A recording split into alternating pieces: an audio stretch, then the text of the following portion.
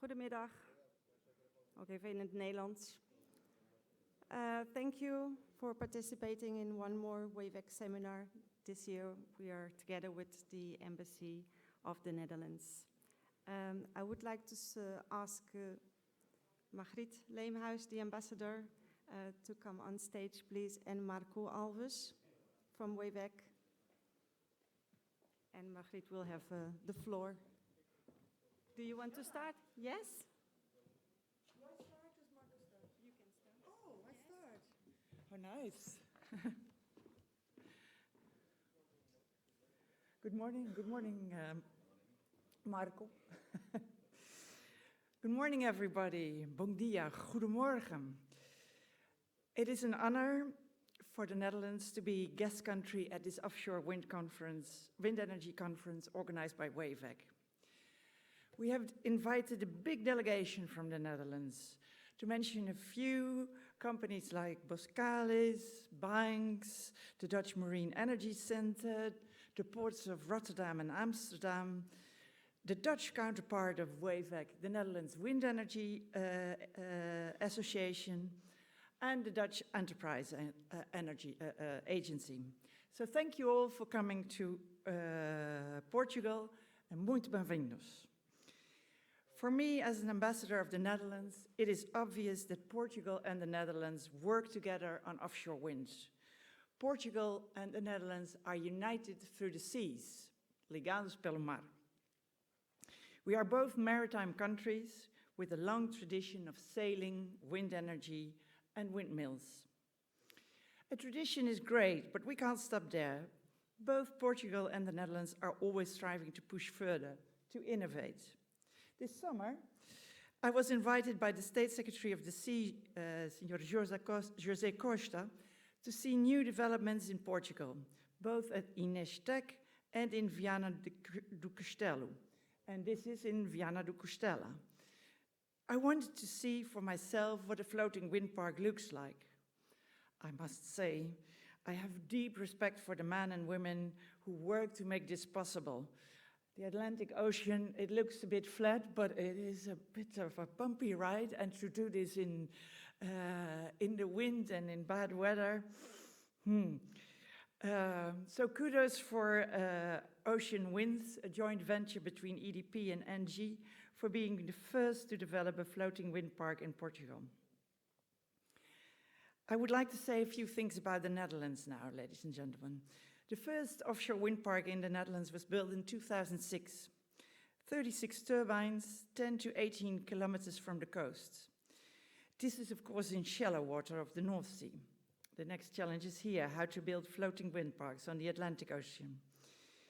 In Holland, we now have 4.5 gigawatts installed capacity, which is around 3.3% of the total Dutch energy consumption. And we are quickly investing more in offshore wind. We will reach 21 gigawatts in 2030. So please keep an eye out, I say to all the Portuguese and international participants as well, for a new tender beginning of next year for 4 megawatts. And we will have a tender every year. So if you don't get it this time, keep an eye out for the next tenders. Today, the Netherlands is a front runner in a cost-efficient offshore wind development and installation. To reach this position, however, we also had to overcome significant challenges. To mention a few, speed of scaling up vis-à-vis spatial planning, grid congestion, securing qualified workforce, which is a great problem everywhere, supply and demand alignment, and nature-inclusive developments. There are always challenges, of course, also here in Portugal. I was present at a meeting here in Figueira, the FOS, organized by the Ministries of the Environment, Energy and Climate and Infrastructure, where Portuguese fishermen were protesting against windmills on the ocean.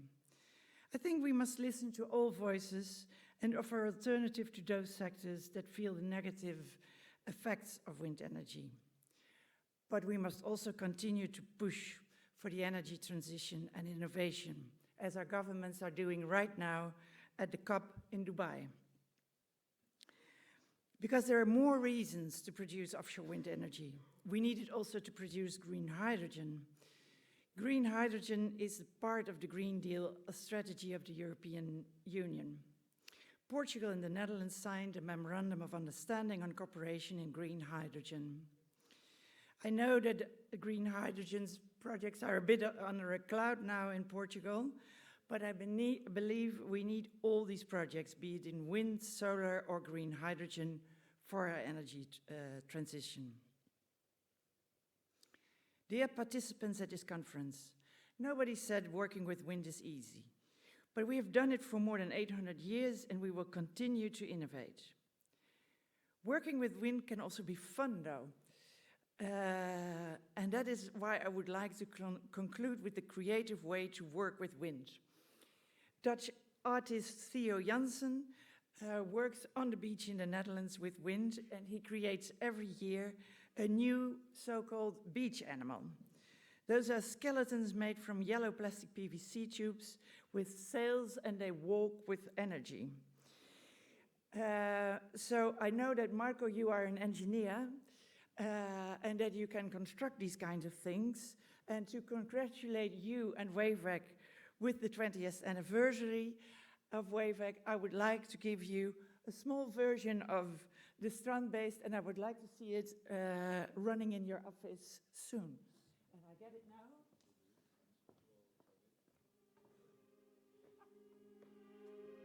So this is life scale.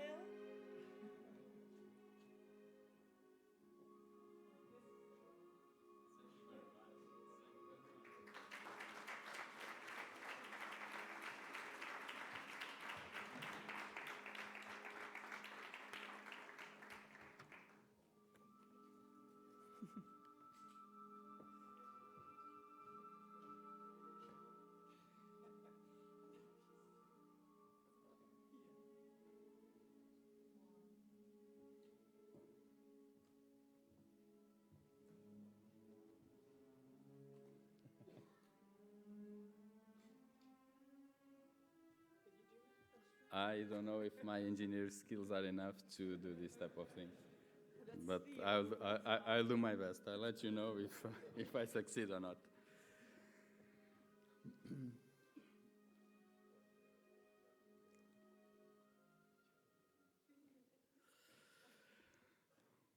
Well, good morning.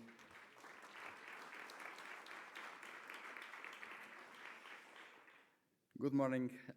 Please let me open this seminar by extending a warm welcome first to the Ambassador of the Netherlands, Margriet Leemhuis. I take this opportunity to say that it was indeed a pleasure to organize this year annual seminar in collaboration with the Embassy. It was a very smooth running process, which is always good in this type of organizations. I would also like to extend a warm welcome to all of you. I'm absolutely delighted to see that more and more, year after year, this seminar is becoming a meeting point of the offshore renewable industry. Over the last decade, the offshore wind industry has experienced remarkable growth, driven by technological advancements and breakthrough innovations. Among these innovations, floating technologies stand out as perhaps the most impactful one, since much of the industry growth, or future growth, depends on the success of floating wind. Indeed, floating wind has huge potential to tackle three of the major challenges that the energy sector faces today. First, it could make a major contribution to European and to some extent worldwide efforts to accelerate the energy transition and to decarbonize the economy by 2050, and thus helping to keep global warming below 1.5 degrees as set out in Paris Agreement. Secondly, it could make a major contribution also to reduce energy dependence and help decouple economies from fossil fuels, which has become increasingly pertinent given the current geopolitical landscape. Finally, it could make a major contribution as well to reinforce long-term energy security, to reinforce price stability, and eventually to reinforce national resilience. However, we all know that floating offshore wind still presents several technical and non-technical challenges that need to be addressed to enable an environment conducive to the industry growth and eventually its widespread adoption. The successful deployment of offshore wind requires, on one hand, the development of a robust infrastructure and supply chain where suitable port facilities for manufacturing, for assembly, for maintenance, as well as efficient logistics are extremely relevant. Likewise, building a skilled workforce and fostering collaboration and/or articulation between different stakeholders within the supply chain is critical, and I would like to stress this articulation between stakeholders because I think is extremely relevant. On the other hand, floating wind requires a supportive policy and regulatory environment. In this context, it is critical to establish a clear and transparent framework for project approval, licensing, and grid connection. Moreover, balancing environmental considerations, economic feasibility, and stakeholders' engagement, mainly fishing communities, is equally crucial. Of course, it is also relevant to involve other communities, but the fishing communities, they have to some extent, they are a bit more relevant in this context. It is exactly in these challenges that the opportunities truly lie. Opportunities for engineering and technological innovation that eventually may lead to remarkable results in terms of job creation, in terms of economic growth, restoring ecosystems, and increasing biodiversity, among others. However, despite this promising landscape teeming with many opportunities, the industry has navigated through a challenging year last year, marked by rising costs and project cancellations, which eventually may cause some kind of erosion in investors' confidence. Given this current situation, there is a rising question regarding whether it is time to temper our pace and scale back ambitions. Yet, probably the fundamental question confronting us today is whether remarkable results can be achieved in the lack of a great ambition.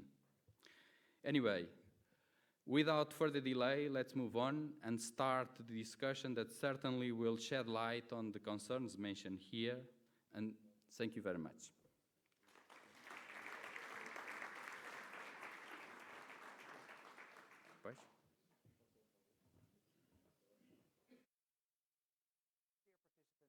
WavEC seminar.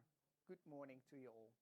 My name is Michel Heijdra and I'm the Director General for Climate and Energy within the Dutch Ministry of Economic Affairs and Climate Policy. Unfortunately, I cannot be present physically today. That is why I want to share some insight through this video message with you. The past few days, I've been at the COP28 in Dubai to discuss one of the most worrying challenges of our times, the climate crisis, of course. In Europe, we've set a goal to have at least 55% reduction of CO2 emissions in 2030, as you know. An important part of the solution to this is to make sure that the energy we produce and consume is renewable. For the Netherlands, offshore wind plays a key role in the energy transition. With our scarce land surface, our extensive shoreline and good offshore conditions, it makes for the perfect formula for offshore wind. Currently, we have about 4.5 gigawatts of offshore wind installed. However, our ambitions for the next decades are higher. We aim to have 21 gigawatts installed by 2031, followed by 50 gigawatts in 2040 and 70 gigawatts by 2050. Portugal has equally impressive ambitions and is working on 10 gigawatts of offshore wind by 2030. And with us, many other European countries are working hard on their offshore wind targets. But we cannot do this alone. We should work together to make sure we learn from each other to enable all of our ambitions. Recently, the European Wind Power Package was presented by the European Commission. This package was created to support the wind energy industry, which is facing serious challenges. As European countries, we should join forces to support the industry. But how do we join forces? And how do we support the industry? The wind power package focuses on predictability of permit procedures, access to finance, strengthening the supply chain, skilled workers, and, of course, well-designed tenders. Within the Dutch offshore wind tenders, we focus on non-price criteria with an additional financial bid. Through these non-price criteria, we incorporate relevant societal matters in tenders, such as ecology, innovation, or system integration. Developers hand in a proposal with specific ideas for example, ecological challenges. In this way, we reward developers for the quality of their proposal, and we find innovative solutions for urgent matters. And we see a lot of European corporates that participate in these tenders. The next speakers will further discuss tender schemes, and I'm curious to hear the outcome of this discussion. It is great that you are all present here today. Let it be a start of the strengthened cooperation to enable the ambitious rollout of European offshore wind. I wish you all an interesting and fruitful conference. Share loads of ideas and inspiration to make sure offshore wind can be the engine of the European energy transition. Thank you very much.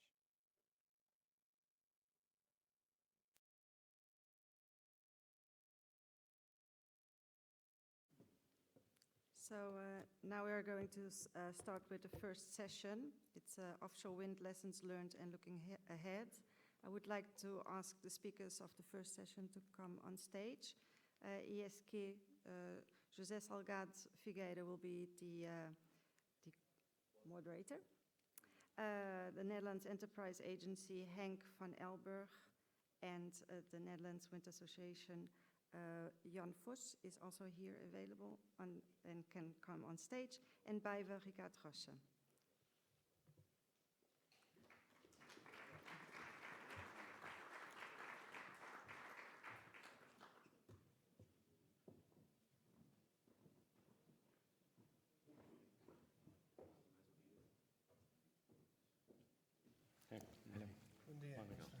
Follow the order, was it? Can we do that? Follow the order. We follow It's kind of a seat here. Okay.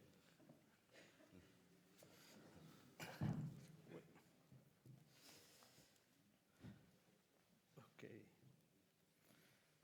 Well, thank you very much. Well, good morning. Sorry. Good morning, everyone, and thank you so much for being here today. I'd like to start by congratulating WavEC for the 20th anniversary and for the organization of this event, also for the Netherlands Embassy. It's a pleasure to be here today with you and to be part of this day. My name is José Figueira, and I'm one of the board members of ISQ. It's a Portuguese inspection and certification company founded in 1965 and currently operating in several countries, including Portugal, Spain, Brazil, Angola, Algeria, and others. ISQ provides engineering service to its customers as 16 accredited labs and perform technical inspections, consulting, tests, research and development, training, and legal inspections. Of course, our main markets are renewable energies, oil and gas, nuclear, space, big science. ISQ offers also QC and QA tests, safety analysis, environment studies to both onshore and offshore players. We have previously performed QA and QC and NDT on the two wind floats platforms, and we are now performing QA and QC services for Allianz and MER France. WavEC and ISQ have been partners for a long time, so it is with great joy that we'll be moderator of this session. First, I would like to introduce our panel today.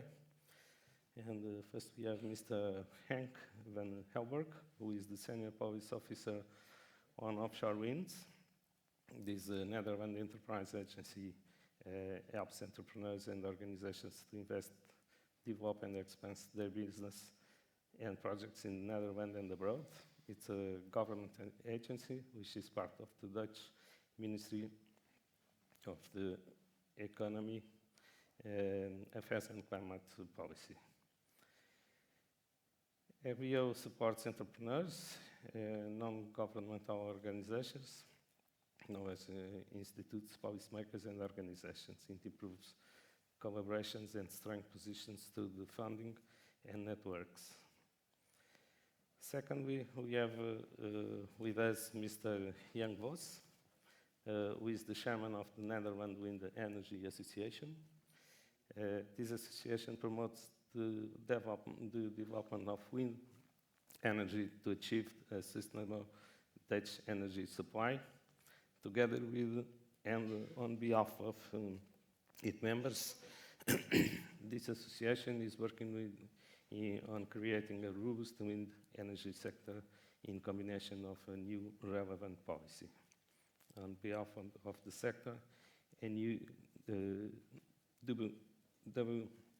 WEA maintains contact with the national and regional authorities, politicians, scientists, academic institutions, business and other non-governmental agencies in Netherlands. Sorry.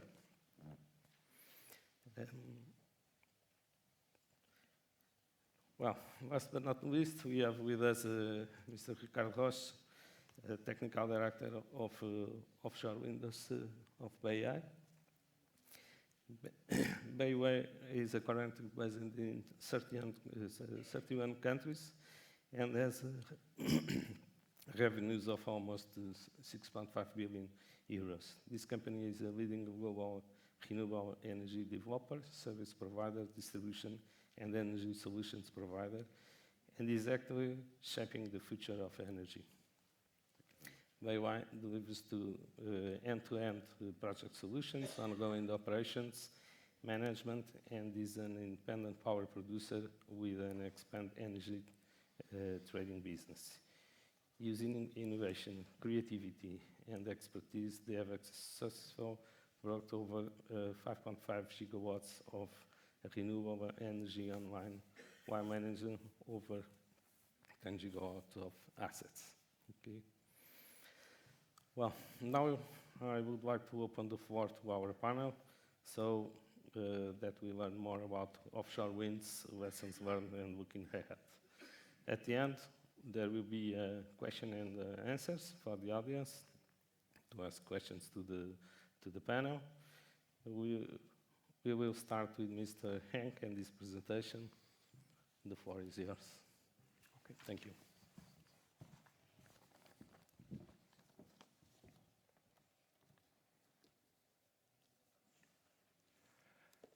Okay, thank you. Dear participants, it's a great privilege for me to be here and to elaborate for the next 10 minutes on the developments of offshore wind in the Netherlands. And I hope that it will be truly a source of inspiration for further developments of offshore wind in Portugal as well. As I already mentioned, I only have 10 minutes, so I will try to do it quickly and elaborate on the following points. First, a bit more about the conditions for offshore wind in the Netherlands, something about the current regulatory framework, and I deliberately said current regulatory framework because we come from a history in which we had another regulation which was not so effective as the present one. A brief rollout update.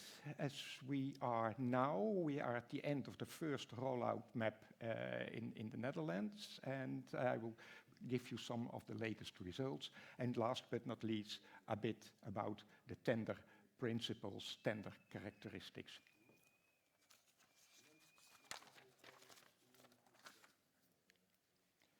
Here you see the conditions for offshore wind in the Netherlands. What you see is our country, of course, and an area, colored area, which is the Netherlands economic zone, the area in which we have to develop the right to develop economic activities. As you can see, if we look at the waters and the seabeds, mostly to the left, you see that we are lucky. We are having shallow waters up to 40 meters deep and sandy seabeds, so perfect for monopile installations. If you look at the middle map, you see that we have good conditions at 90-meter height, at least on average 8+ meters per second in the more blue areas. So we are lucky with that again. Last but not least, you see an overview of our economic activities in the Netherlands economic zone. And then you see a quite different picture, which is fully loaded with all sorts of functions: shipping lanes, oil and gas platforms, nature reservation, recreation, cable routes, shipping lanes, you name it. So it was really a puzzle for the Netherlands, for us, to find some remaining spots that are good enough for offshore wind development.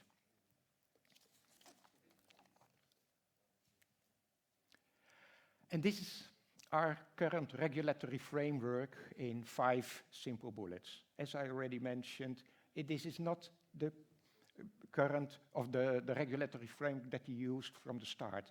Up to 2013, we had quite a different regulatory framework in which we left everything to the market. We had a very reactive position towards that. The developer was almost responsible for everything. That made that also nothing happened in the North Sea, in our part of the North Sea, despite the terrific geophysical conditions. My next speaker will elaborate on that momentum of 2013 a bit more, I believe. Okay, so here, quickly going through the 5 main points. What we do is we come from a reactive policy, we shift it to a proactive and a supportive policy. And last but not least, we developed this policy in consultation with the market and with other business associations and societal associations. So it was really a high level of public support for that new approach. Okay, what do? First, we do not just lease areas. No, we do all the preparatory work as much as possible in advance of the tenders. We make sure that we have pre-designated areas for offshore wind. Within these areas, we develop wind sites, pre-selected wind sites, and we offer them to the market through multi-annual rollout schemes, of which 2022 roadmap is the current one. You can see, here, the orange ones. I have to be a bit steady because it is all digital. The orange-colored areas are the present roadmap that we just finished this year. The points 2 until 4, 2, 3, and 4 are what we call part of the one-stop shop approach that we use. So besides pre-development and pre-designation of areas, we also pre-develop the areas. We make sure that the sites that are being tendered to the market, that they already have a permit for this activity. And that is being organized by our sister agency at the Ministry of Infrastructure and Water Management. So sites are pre-approved and permits ready-made for permits. This is a very important distinction in many other countries. We are also make sure that the sites are pre-investigated, so the developers do not have to do their own site investigation. They have a public available package of information they can rely on, and that is really high quality site information. It's all being DNV certified to make sure that there is reliable risk assessment. And what is new in our concept is that the costs of the site studies will be refunded by the winning developer, also just like the environmental impact assessment. that will also be refunded by the winning developer. All this means, as just one person, speed up the permitting and speed up the research process to make sure that once you are tendered, there is a short project time frame for construction and installation. Point 4 is something which is being taken care of by our national TSO, TenneT. They developed the grid and the grid connection. This is a strategic decision made by the Dutch government to have the grid connection, the offshore grid connection, in our own hands. But also another reason is we take care of more cost-efficient installation of these equipments and, of course, timely grid connection also to speed up the rollout of offshore wind. Last but not least, level playing field tenders. We do not work with local content. We work on a level scale. There is, of course, some pre-qualification that you must make sure that you have the right financial resources to do what you promise to do and that you're able to construct the wind farms in time. But the local the level playing field basis is all, for the most part, for competitive sector development. So, what were the results of this roadmap 2023? On top, you see the main results. We managed, in contrast to our previous approach, to have 5 700 megawatt tenders each year from 2016 up to 2020 tendered successfully. By this, we have now, as we speak, at the end of 2023, we even have some more than 4.5 gigawatt. We have 4.7 gigawatt installed by end of 2023.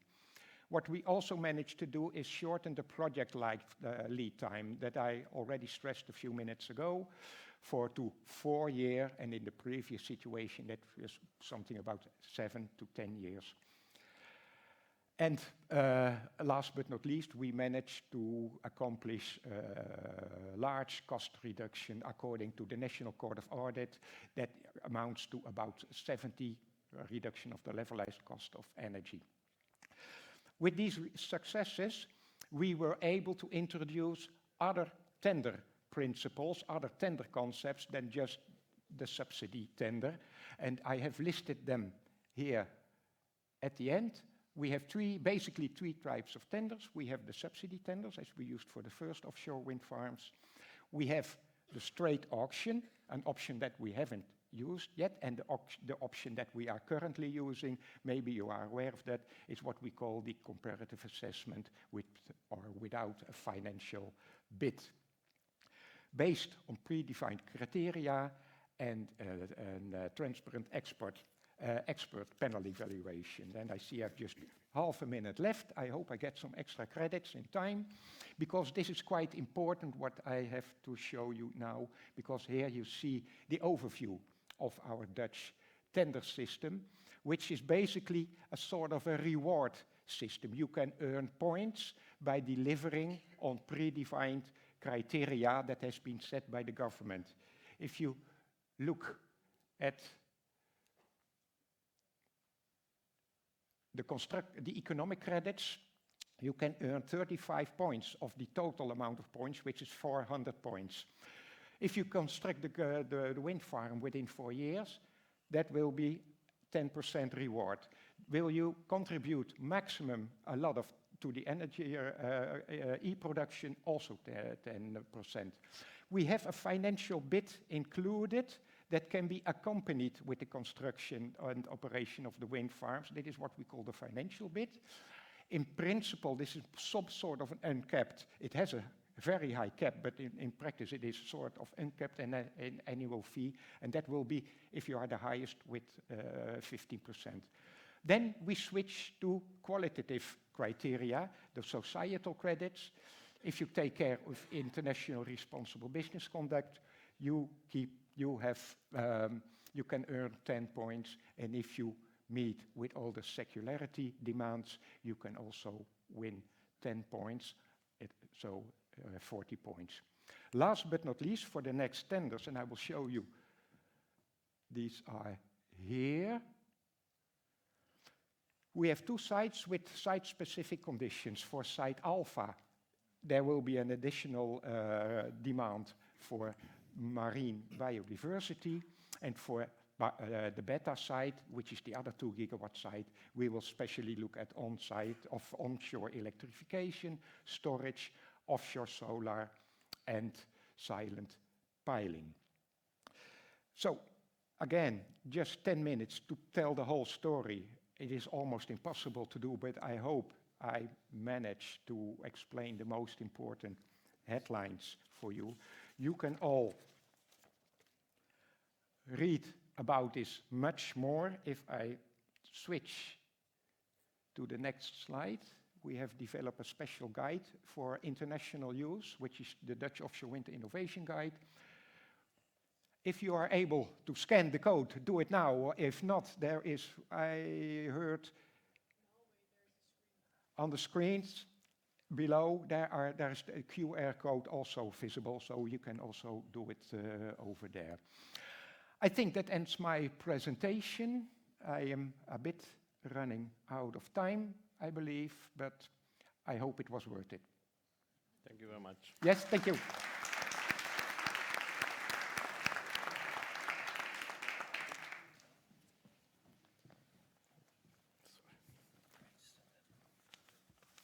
Yes, thank you very much for your presentation. Well, Mr. Jan, it's now your time. Thank you, thank you. The floor is yours. Thank you. So, great privilege to be here today. Bon dia. Back in 1972, I'm going to take you back to 1972. This was a very, very special year. Not only because what we call the Club of Rome presented an important report that was read all over the world, and that talked about the limited resources that we have and the pollution that we're contributing to nature, but also because I was born in that year. So in 1972, the first people in the Netherlands started constructing wind turbines. And these were basically, if you look at the wind turbines that we use today, they were nothing more than a wooden pole and a small rotor. And they could light the light bulbs in their houses with those wind turbines in the backyard of their houses. So this is over 50 years ago. And today, we're talking about constructing floating offshore wind turbines. And we have a gigantic leap that we've made together in contributing to renewable energy. And the World Economic Forum in Davos just recently published the fact that Portugal is already capable of producing 100% renewable energy over a longer period of time in 2023. So if you look at what we're doing in the Netherlands and you think, oh, they have such a nice seabed and they can do all this stuff offshore and they don't need floating, then please remember that your country, Portugal, is very, very well off when it comes to natural resources to produce renewable energy. You obviously have a much better position because of solar. You have a great position because of onshore wind, because there's much more land mass as compared to the inhabitants than in the Netherlands. You also have an important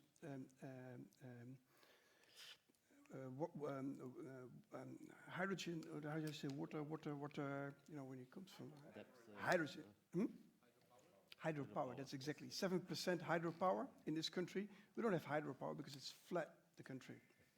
And so obviously you're looking at offshore wind energy, and you're probably going to contribute greatly with the 10 gigawatt that your government is projecting. But please keep in mind that your country is way ahead of our country when it comes to generating renewable energy today. We're still at 50% electricity at the moment in this year, 2023.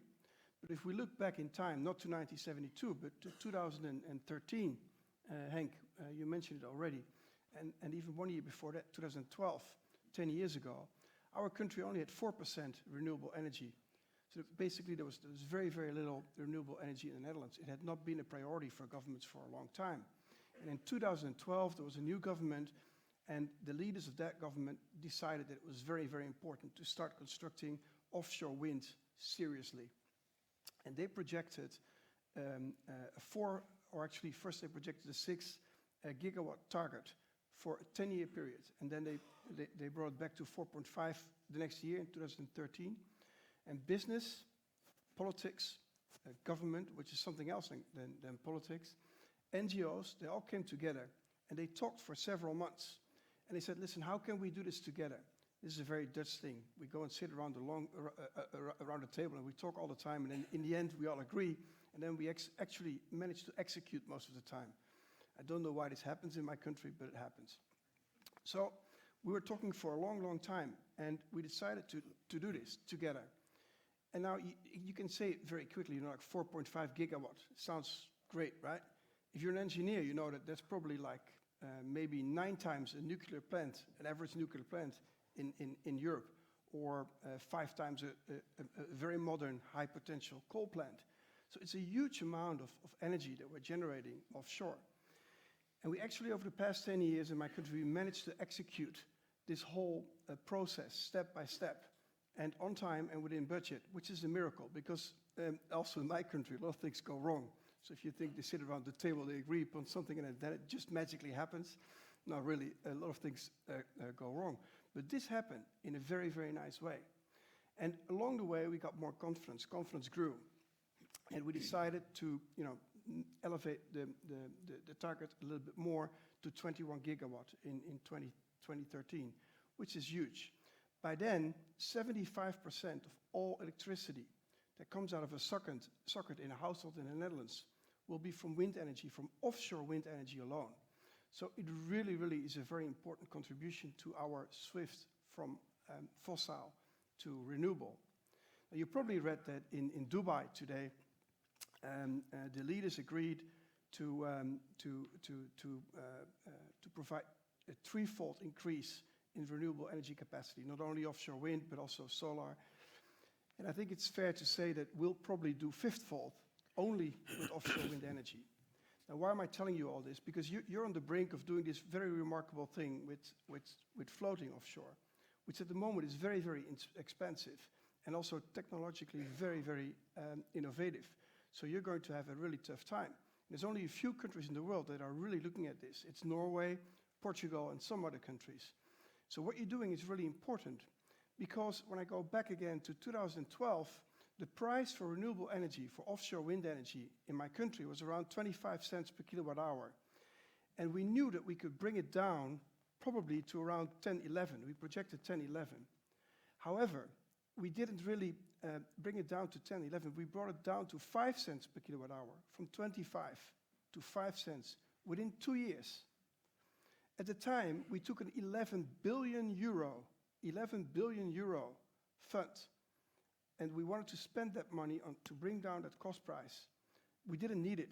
We only needed 2 billion, which is still a lot of money, but it's nothing compared to what we have nowadays, because offshore wind energy is the cheapest source of energy currently in my country.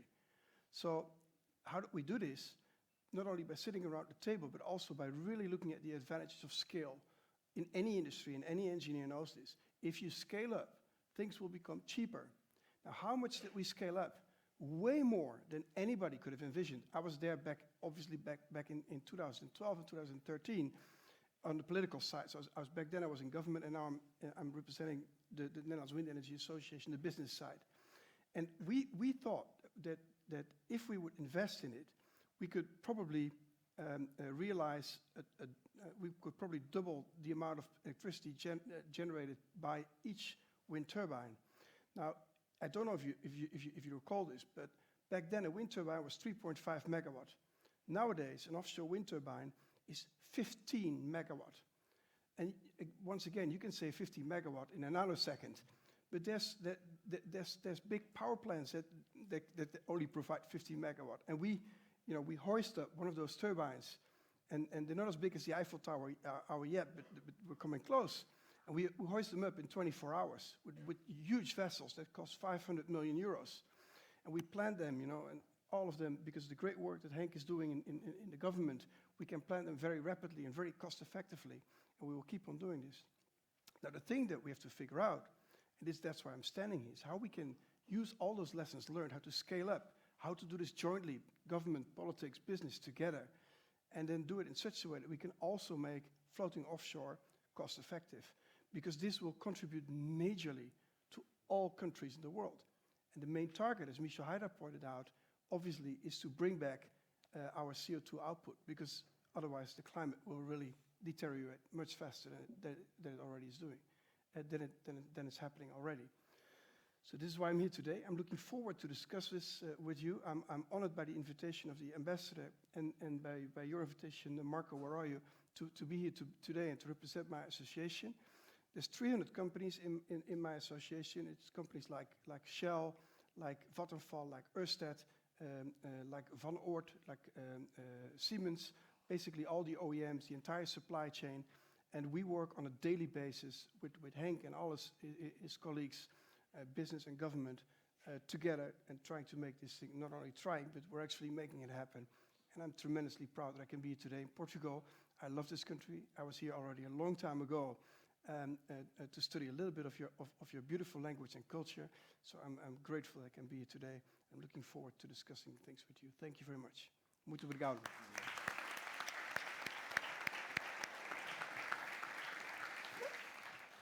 Thank you, Jan, for your explanation, your presentation.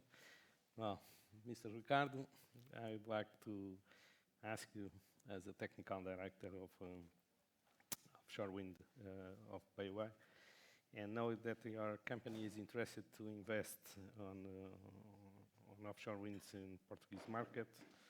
What are the lessons learned that you would like to share with us from other countries where you have worked or you are currently working, such as the United Kingdom, France, or others?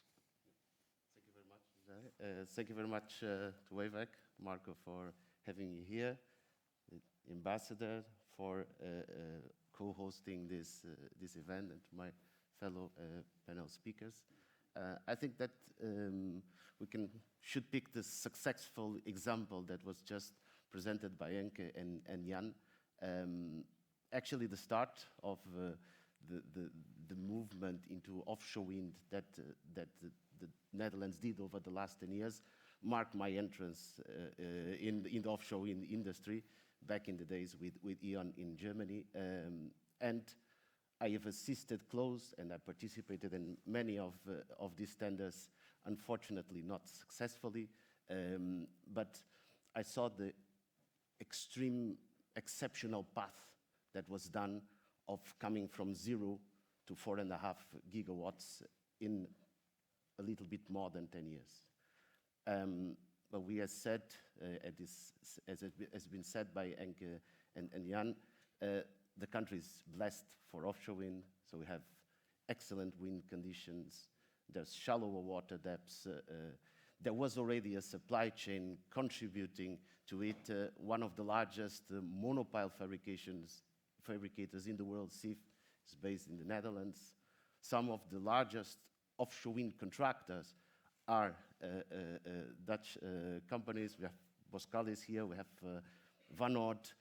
So, of course, all the conditions were set to foster that and to develop that to the level that was developed. But it was not possible without having the right policy and the right design on the tender rules, and still took 10 years. So now let's maybe bring this back to Portugal, because that's why we are. That's where we are. My beloved country. Now we have not so good wind conditions. We have deep waters. We have a grid infrastructure which, yeah, it's everybody knows what it is. And we started talking about offshore wind 1.5 years ago.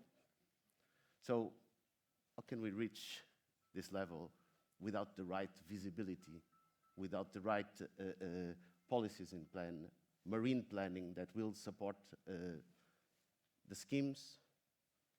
What is going to be tendered? How is going to be tendered?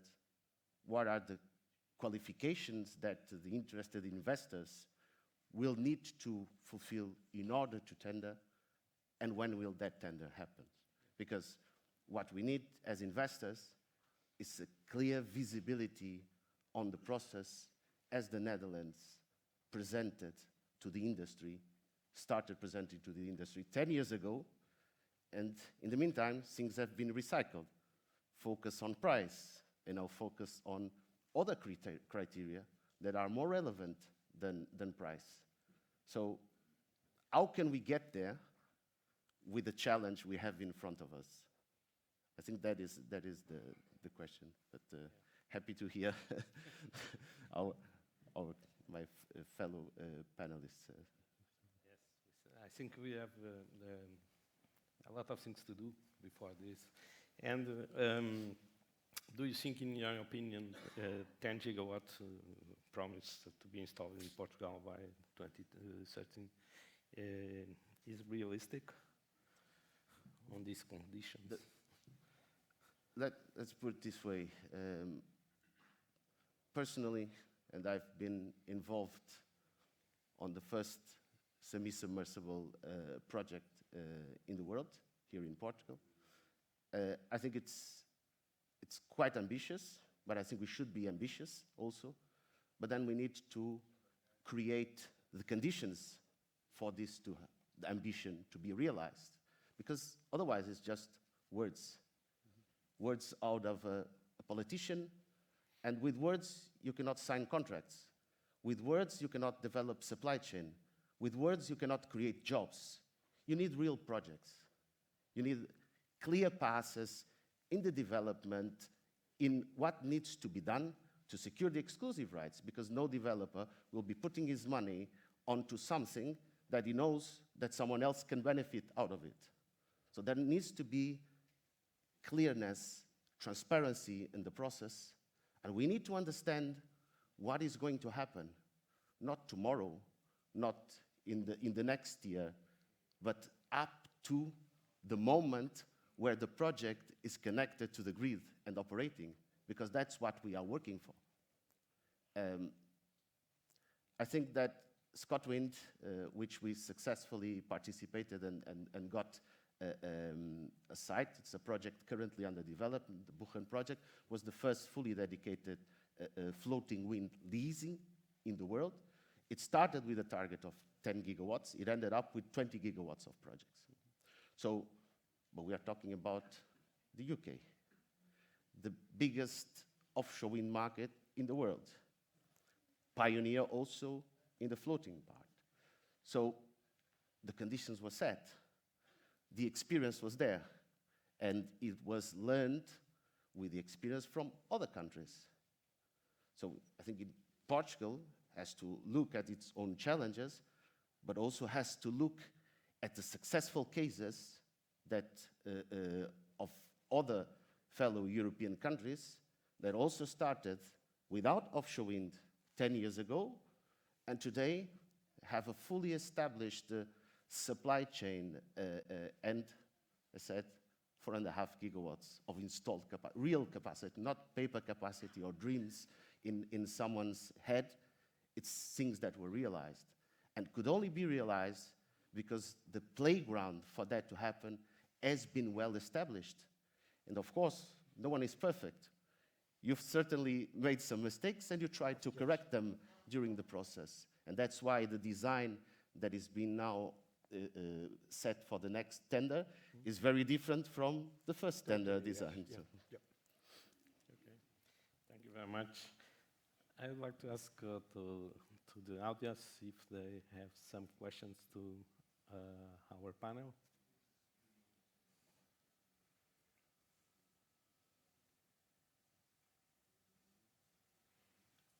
Don't worry, it's always a little bit scary. Yes, yeah. The first one. Good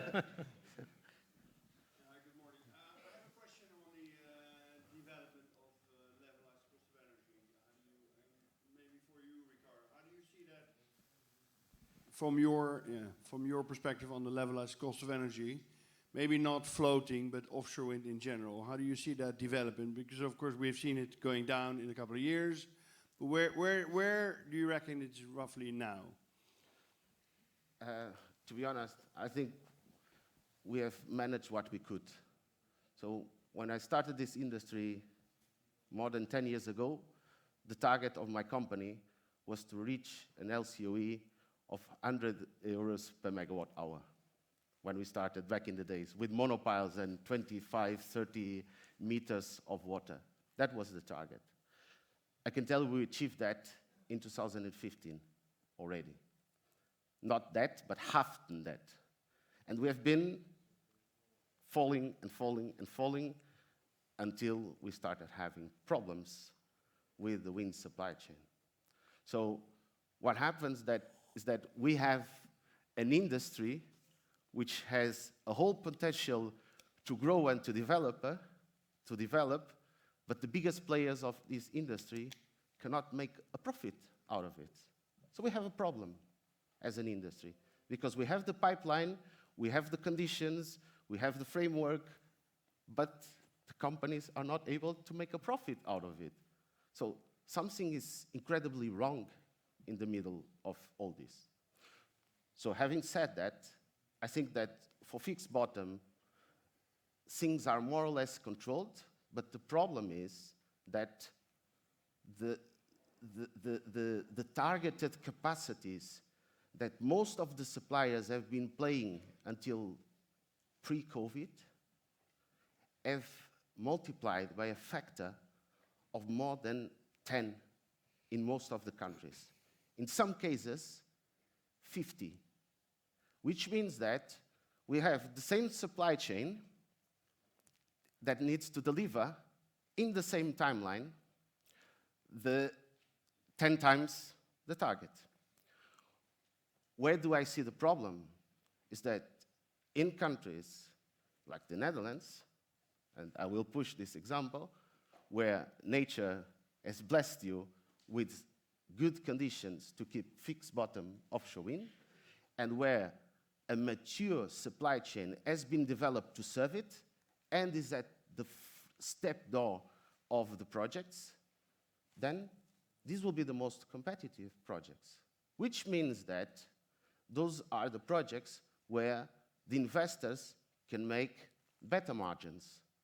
So those projects will be preferred to the projects which have higher challenges.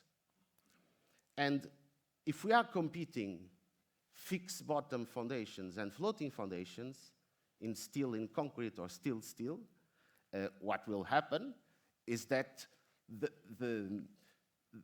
you don't have the same supply chain. So you can develop your own supply chain for the floating wind, which is what we hope to do when we get real projects to do that. Because with 10 gigawatts of air, it will not be possible. So we need concrete projects with starting timelines, end timelines. We can calculate energy, and we can do our investments. 10 gigawatts on the paper worth nothing. So the problem is that we'll be competing for the same turbines, fixed bottom and floating. And the suppliers are short, and they are in with financial problems. So what will happen is that they will prefer to go to the fixed bottom pipeline, which is predictable, and the profits, the margins are better, and floating will not get turbines. As simple as that. The market rules. And what we need is clear framework to put the market to work. Because otherwise, there will be no projects. It's just a political word that maybe 2 or 3 governments afterwards, it becomes half, and then slowly disappears until everybody is forgotten. So, sorry for being too emotional or too direct, but that's it. Thank you for your questions, and thank you for your inputs. Okay. Well done. Too emotional. Okay, we are on time. I think I have one more question for all of you. Very quickly, what is the major challenge will be, or will the investors face in the business during the design, construction, and operation phases? The main challenge at the moment? Yeah. Yeah, I think it's governments. Yeah. I understand. So in the Netherlands, Henk pointed out that 15%, I don't know if you remember, Yeah. So if you want to win the bid, then 15% of the decision is being taken by the amount of money you put in. Now, up until now, the Netherlands said, listen, if you build a great system that we can integrate in our energy system, if you take care of ecology, then you will win the bid. But today, you can bid up to 33 billion euros for the next project if you want to win it. And we've seen this in countries all over the world. Governments got greedy. They think there's money in this. They forget what we've been doing over the past 10, 15 years.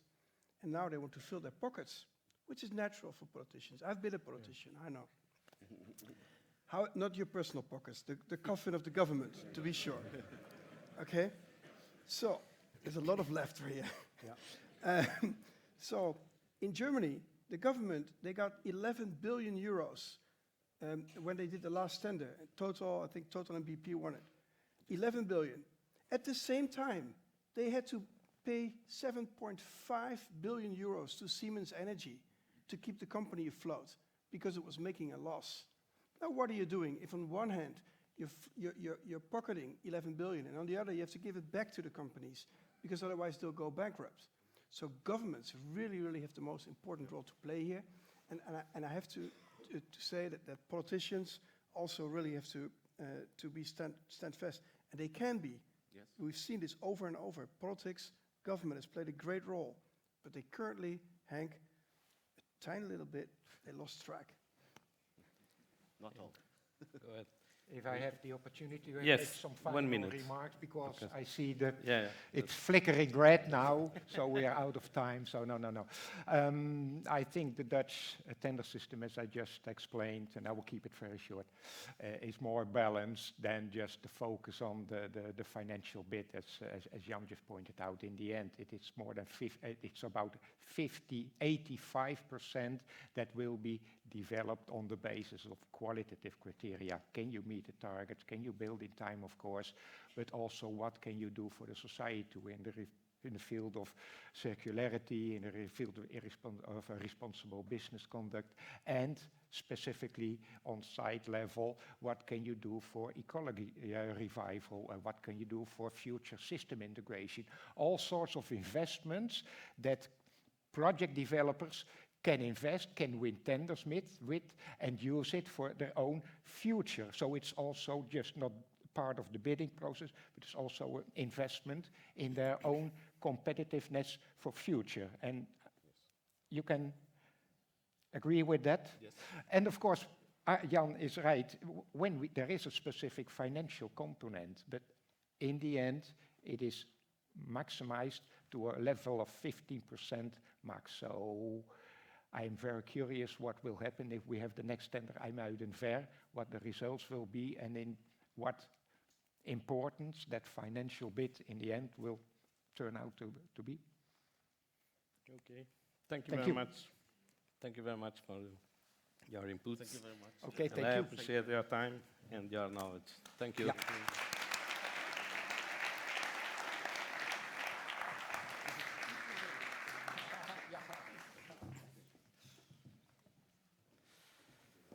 So the moderator will stay on stage, and I would like to ask the speakers of the second session to come and join José, please.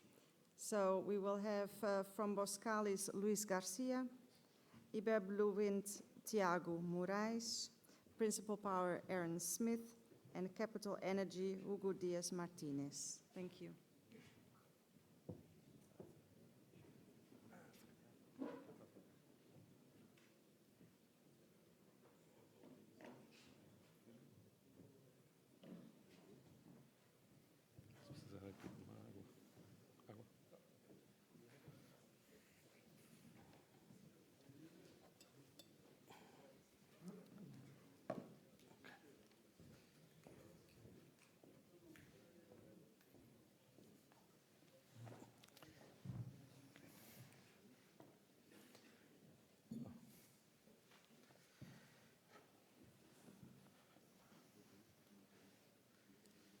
Okay, let's start with the second session.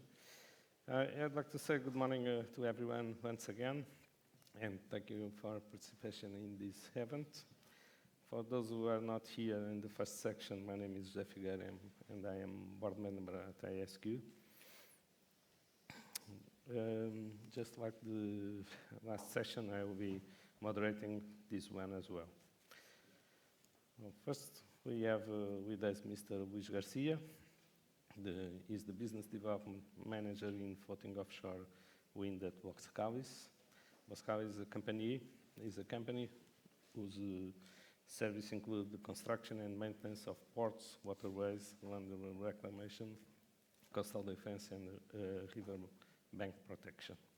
This company offers a wide variety of maritime service and contracting to the offshore energy sector. These include the development, construction, transport, installation, inspection, repair and maintenance, and decommissioning of the oil and gas, LNG import-export facilities, offshore platforms, and other offshore infrastructures like wind farms. And also provide those services in emergency response and service through the Smith. Together with their strategic partners in terminal service, Smith Lamnalco, they cover more than 27 ports in 36 countries around the world. Well, the second guest is Mr. Tiago Morais, who is the business development manager in floating offshore wind at IberBlue Wind. IberBlue Wind is a joint venture specialized in the design, development, and management of floating offshore wind farms that we operate in the Iberian market, made up of the Irish company Simply Blue Group, a leader of in the early stage of development of the floating offshore winds, Spanish companies, Pros, Consultores, the engineering division of the group, Amper, and FF New Energy venture, developer of the renewable projects. That's correct? Yeah, okay. In third chair, we have Aaron Smith, the Chief Commercial Officer of Principal Power. Principal Power is an independent technology and service provider company that offers solutions for floating offshore wind projects that span the entire project life cycle, from development to decommissioning. Principal Power offers industry-leading engineering and operational service to their customers, build their proven wind float solution. Principal Power developing in Portugal 2 offshore projects, as you know, the first in 2011, the Wind Float 1 demonstration project with 2 megawatts, and the second one is the Wind Float Atlantic with 25 megawatts. Was, as you know, ISQ was participate in both projects for the control and test. Lastly, we have Mr. Hugo Martinez, who is the offshore projects development manager at Capital Energy. Capital Energy is a wind and solar energy developer. It aims to be in the entire renewable energy generation value chain. Its goal is to take 100% of renewable energy to produce it in its own wind and solar installation in Spain and Portugal to the end consumer. Is correct? Okay. Thank you all for being here. It's a pleasure to hear your thoughts on the industry, overlook on the Portuguese opportunity. Mr. Luís Garcia, I will start with you. How do you see the opportunities in this sector for a company like Boskalis in Portugal? First of all, thank you to the WavEC and the Dutch Embassy for the opportunity of being here. It was very interesting, the previous panel with Jan and Henk. I think Boskalis is a bit the result of the Dutch policies. Traditionally, Boskalis has been a dredging contractor, over 100 years of experience. But you could see that from 2013-12, I joined Boskalis 2013 actually, that the focus on the renewable energy is massive. So the result now is basically the balance between dredging and the offshore energy division is almost half-half, I would say. Our contribution to the Portuguese market, well, we are a vessel owner company. So we have a large fleet of over 100 offshore vessels, very disciplines, from geotechnical and geophysical surveys, heavy marine transport, construction support vessels. So we can contribute once the framework, the legal framework is in place, when the projects are materialized. So hopefully Ricardo is sooner than later. So we are one of the key actors to support the local industry to make the offshore installation happening. In parallel, we have the dredging division, as you mentioned as well. We can support the potential that is anticipated here in Portugal. You have companies, shipyards, onshore contractors who can build concrete structures, steel structures, but you need to develop that potential by creating new infrastructures, port infrastructure, wet storage infrastructure. So we believe we can be a vector to develop more quickly the market in Portugal, that hopefully with the future auction will happen as soon as possible. Great, thank you very much. And what challenge do you believe the Portuguese offshore industry will face? Sorry? What challenge do you believe the Portuguese offshore industry will face? Well, security. Without security and commitment, we are many times being approached by developers about new investment in new assets, new vessels, and we are actively looking at the market and see how we could improve the installation rates. But without security, without concrete projects, it's very difficult to make decisions. Those decisions are also long-term. So I think our contribution to the local market will be to accelerate the industrialization.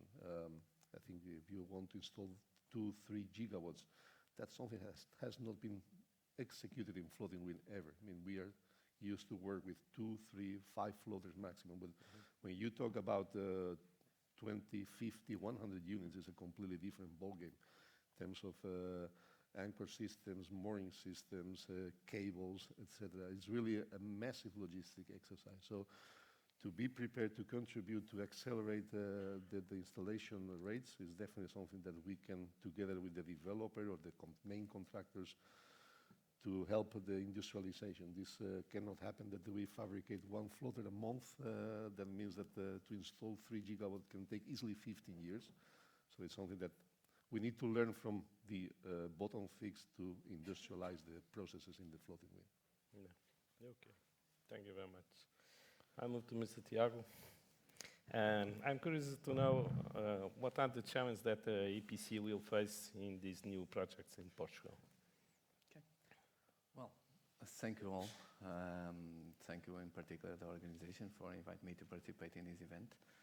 It's a pleasure to be here. After 10 years, I participate in this session together with as well with the Netherlands Embassy. It's a pleasure to be here in a so particular day, which WavEC celebrate 20 years of anniversary. So it's very, I'm very thankful for that.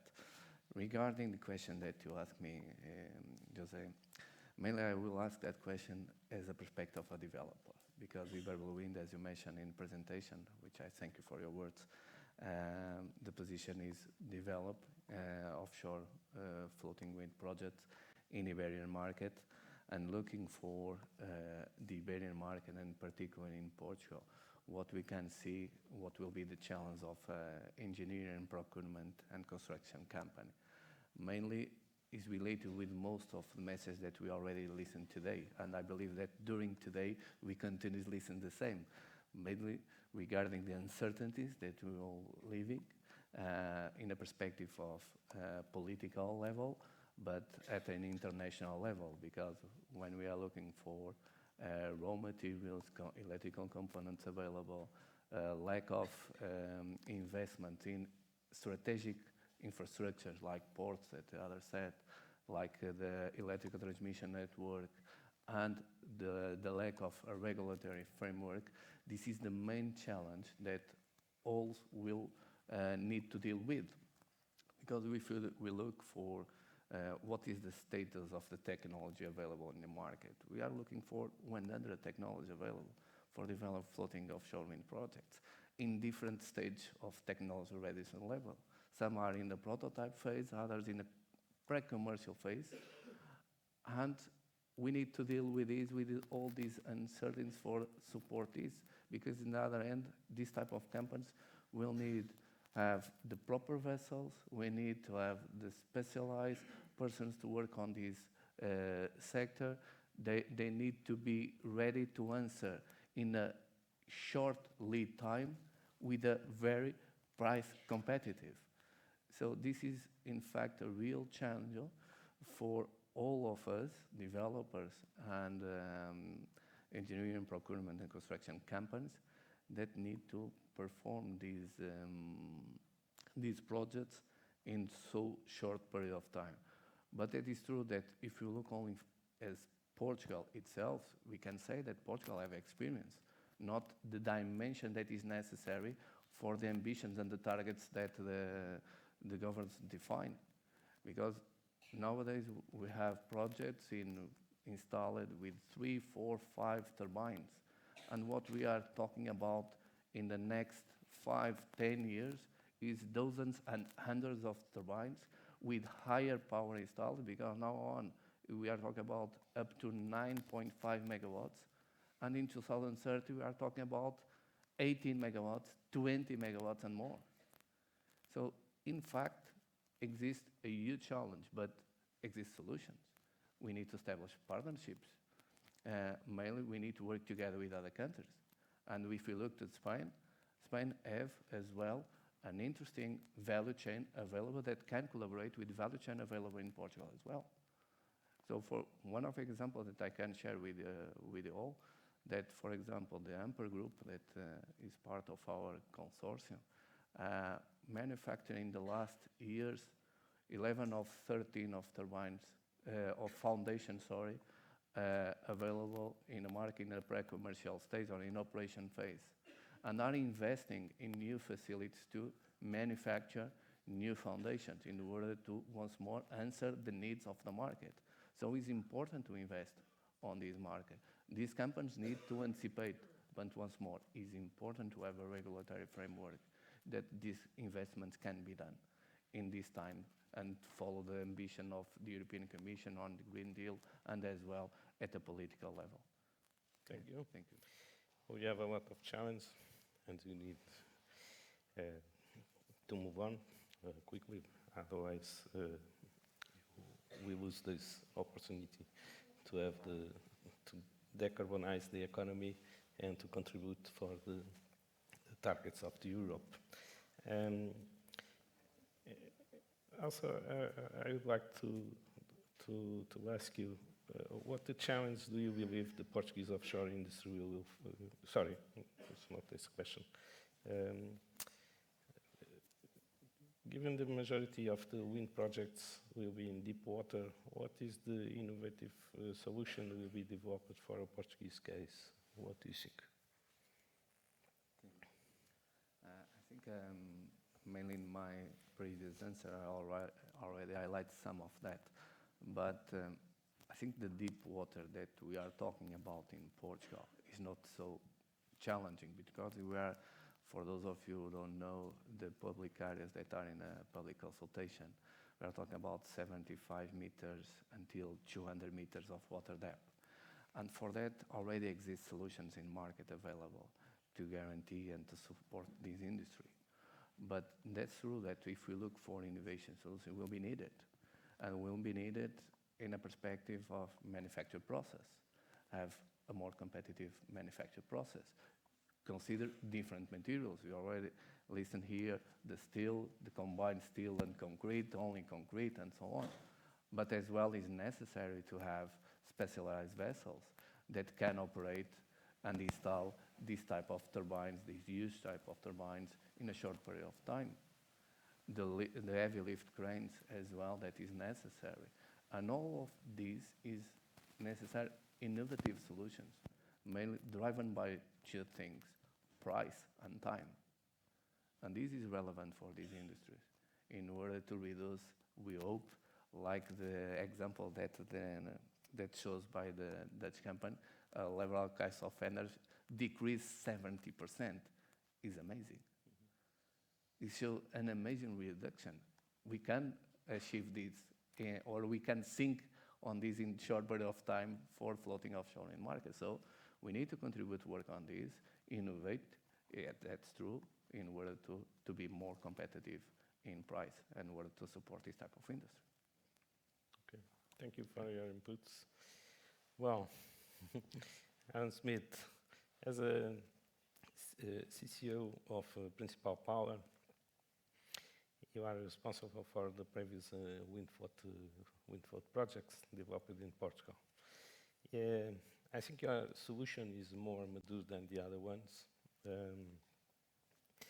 But could you share your experience working on two previous projects in the Portuguese deep sea, please?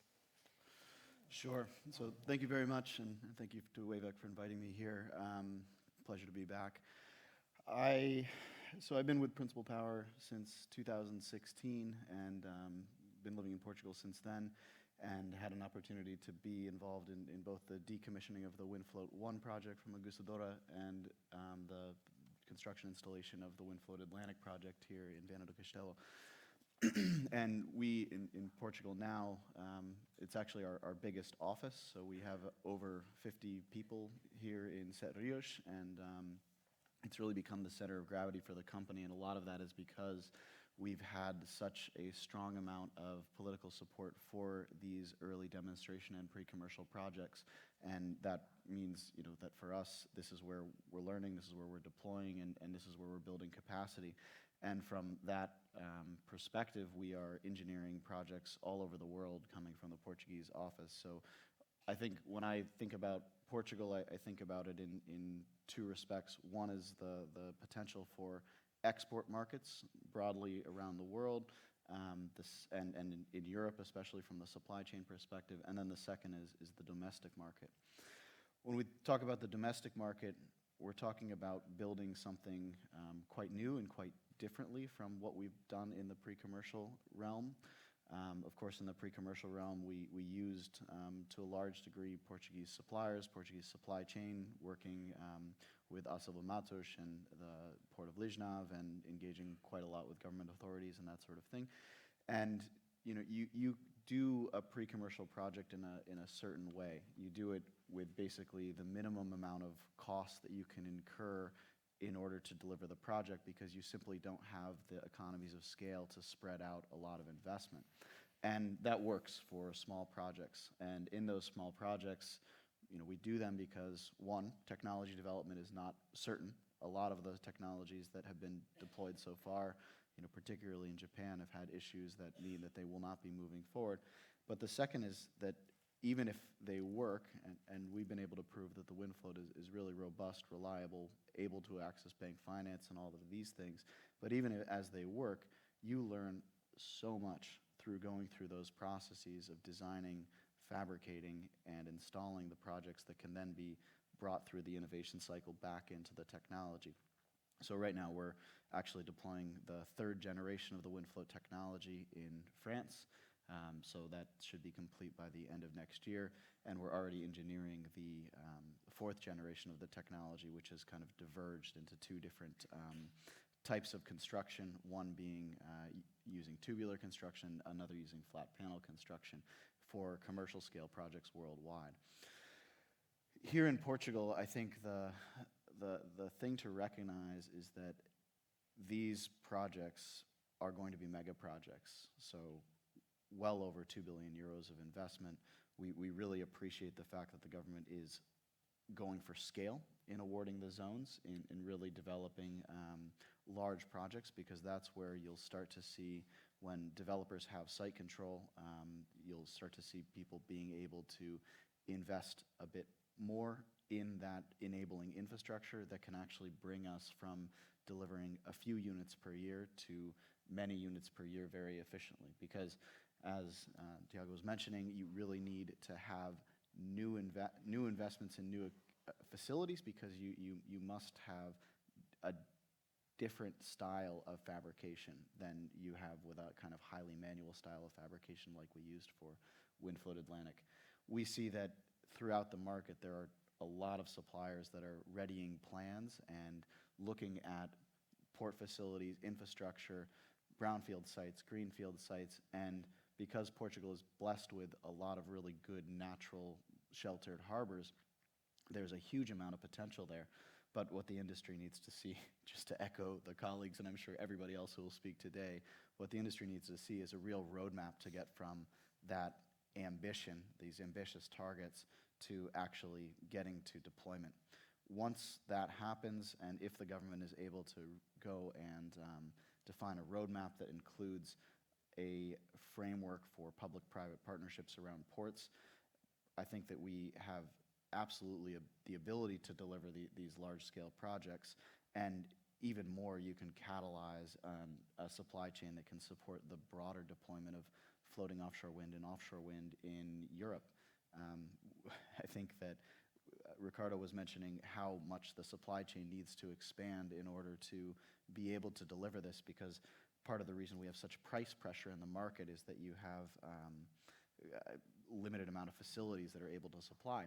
And so there's a huge opportunity for new supply chain facilities. And my question is always, why not here? Thank you. There are any issues with the wind float platforms? If so, how did you resolve it? So let's see. Issues is a broad term. I think our biggest issues through the deployment of the project, it was always political certainty, and in particular, with the timing of the export cable being delivered, because of course you have a split framework between the private sector and the government that is a boundary offshore, and we had, I guess, about a year delay in the delivery of that. Now that's something that's quite common in offshore wind markets, as they're starting to develop regulations and develop systems for getting things together. Those same sort of issues were happening in Germany as Germany was getting its systems in place. And so we're hoping that the government has really learned from that experience and will be able to make sure that they are delivering the facilities and infrastructure under their responsibility on time. So that's kind of the external factors, and I think from our perspective, we could have been installed a year earlier. That would give more momentum. We would have had a larger shareholder base that was able to be involved, and that sort of thing. I think on the technical side of things, I mean, so you learn a lot, and it's really hard to explain the value of experience that we have here, because I would never advise somebody to go out and build a commercial scale floating wind farm with a technology that has not been through this learning cycle that we have been through. Because if you are going to build 50 or 100 units and you make a mistake, then you're going to repeat that mistake many times. From our side, when you build 3 units, you can make some mistakes, right, in how things are designed. Just to give you an example, as we were going through the installation sequence, we have platform mooring connectors that are rigged a certain way so that you can deploy them offshore. And those riggings, they involve some shackles and just kind of general lifting and guidance equipment that we found to be difficult to manage in the offshore environment, right? It would be very difficult if you're running serial production to go back and rearrange all of that equipment. But when we had the Kincardine project the next year, we were able to rearrange all that equipment because the platforms hadn't been built yet, and we were able to take the installation time per platform from I believe the best time was about 3 days on the Windfloat Atlantic project to 1 day on Kincardine for the hookup, right? So if you can get that savings and then bring that degree of predictability to your project schedule, then you have something that will really not only can you target a lower cost because you've got a lower uncertainty, but you're also less likely to get snarled up in an inaccurate schedule that could then bring delays, cost overruns, knock-on effects, et cetera, that increases the broader cost to the company and reduces the profitability. So those are sorts of things that we've learned. We've also learned an immense amount about the interaction between the floating platform and the wind turbine, and basically that helps us to refine our models. And so now as we step up from the 8 to 10 megawatt turbines that we've been deploying to the 15 megawatt turbines and the 20 megawatt turbines beyond, we have a lot of confidence that we're predicting the physics very accurately, and that is incredibly important for the bankers and insurers that are financing these projects. So I think that even though there are 100 different types of designs out there, we're seeing, especially in the environment today, where people are quite conscious of the risk of these projects, and they're quite emphasizing the ability to deliver things accurately and on time, a kind of reconstitution of the role that experience has as you build a new industry. Thank you very much for your inputs. I think it's clear for all of us that offshore winds in Portugal is getting closer every day. But without any doubt, we still have important barriers to overcome before it begins to do an industrial scale. Hugo, what is the capital energy technological commitment to undertake the National Offshore Wind Plan? Well, thank you very much, first of all, to the Marco, Professor Sarmento, and all the WavEC team, and also even the Netherlands Embassy to invite us to stay here today. And regarding to the question, I mean, today Capital Energy don't have, is agnostic, we're related with the platform that we have for our projects.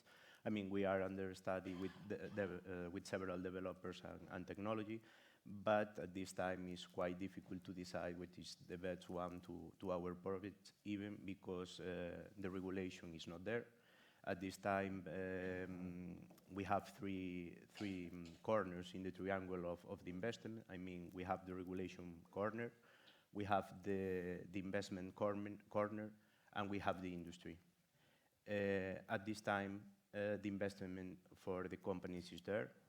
There are a lot of companies who spend money in the last year and a half to develop the projects and to stay here today with our projects and showing how are the things. Then we have the other point that is the industry. Industry is there. There are a lot of movement now in Portugal. Even there are some considerations about the industry for the projects, if we need to construct everything here or not, how we can measure this type of activities in the proposal of the projects. But all of these 2 points or these 2 corners depends of the regulation. At this time, regulation is not there. For the developers, it's quite difficult to decide the technology or to decide which type of technology we need to use in our projects. Because without regulation, even the industry can't stay there. Industry is planning to do investment, but without regulation, it's quite difficult to spend the money. So at this time, the thing that from Capital Energy, I understand for also all the developers, we should be pushed, is for a regulation. Regulation is necessary. We don't need to the government, of course, if we have a roadmap, is good, but we don't need like a paternal way.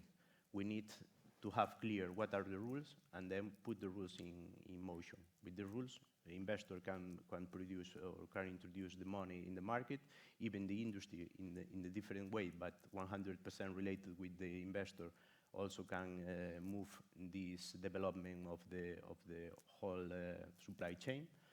And even with that, the projects and the development of that could be achieved in a few years. I mean, We don't know exactly if it's for 2 or 10 gigawatts. If it's for 2, everything is possible. For 10, could be maybe more restricted in terms to adapt this schedule with the real schedule of a production of a project between 7 to 10 years. But if we have a correct definition and we have rules in a short time, I mean, everything is possible, and I think we can achieve these proposals, and we can sell it even technologies and push the national industry. Yeah. Okay, thank you for your clarifications and for your response. It's not clear for me. Are you developing your own technology, or as a developer with this section to the EPC contracts, who is in charge of launching your packs? Yeah, actually, at this time, from Capital Energy, we are working with different APC companies in terms to understand what is the best option to us and to develop a huge package for our projects. I mean, like in the last question, in relation with the other panelists, regulation plus this technology decision is crucial and should be in the same way. I mean, this is a break point. I mean, without this, it's quite difficult to decide what is the correct technology and how we're going to achieve these projects in a good way. Okay, thank you. Finally, I would like to ask to all the panel the following questions. How can the Portuguese market secure offshore installation capacity considering the anticipated high demand globally? Can you start, please? Well, that's a very valid point. I mean, if you see the global portfolio of floating offshore wind, UK above 17 gigawatts, Norway, Asia Pacific, what we see is that the amount of vessels available in the market will not be sufficient to accommodate or to respond to the demand.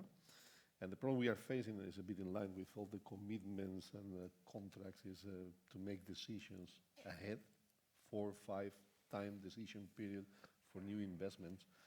You need certainty, you need the framework, you need contracts, and that is anticipated globally as a big challenge, availability of assets for installing floating offshore wind farms. Tiago, can you give us your point? Good question. From our perspective, mainly what we think is all of us are in a race to win. This race by positioning ourselves in first place. This is a perspective of a developer because I'm competing with others, but as well is the perspective of a country like Portugal, that if you want to guarantee that this industry are available in the right moment, need to be in the front of this challenge or these ambitions that need to be guaranteed in short time. So how the country like Portugal can be in the forefront of this initiative, mainly creating, as all said here many times, create the rules that is necessary for the investors go ahead. Without that, when we have a clear timeline for performing our projects, it will be more easy to us to understand what will be the investment that we need to achieve. Because we all listen these ambitions, we have all the interests, but we need to understand at what price and in what time. And we only can do that if we know exactly what will be the timeline and what will be the rules. Without that, as Ricardo said, is only words. Yeah. So it's important to have that in order to take decisions. And if you have that clear, I believe, and IberBlue believe, that with the knowledge that have, it's possible to establish the right agreements with the main supply chain to achieve the goals that is important to achieve in the next decade. Okay. Thank you. We understand the message, and this should be clarified as soon as possible. Haran, can you give us your point of view? Sure. About these questions? Of course. In my view, the door is wide open for Portugal to establish itself as one of the premier markets for offshore wind. There's other markets that have perhaps more potential demand, volume, but nobody is doing it, precisely right. And so here in Portugal, there is a very big opportunity. And how can that happen? I mean, first, it's to recognize the drivers of project schedule, right? These are typically long projects, and there are many things that can get in the way of a project being ready to start construction, regardless of when the auction takes place. So for me, it's, recognizing that the first step is getting sites into the hands of developers. So having this staged auction process, I think, is very much the right approach for Portugal, because it does not have the 20+ years of experience that the Netherlands administration does, and that very skilled and knowledgeable bureaucracy that really has experience getting things right and wrong throughout the development process. So getting it in the hands of developers is very important. Then tackling those long lead items like grid connection and permitting and port infrastructure development from the very beginning, making sure that those things are in place and that they don't become critical path for the projects is absolutely crucial.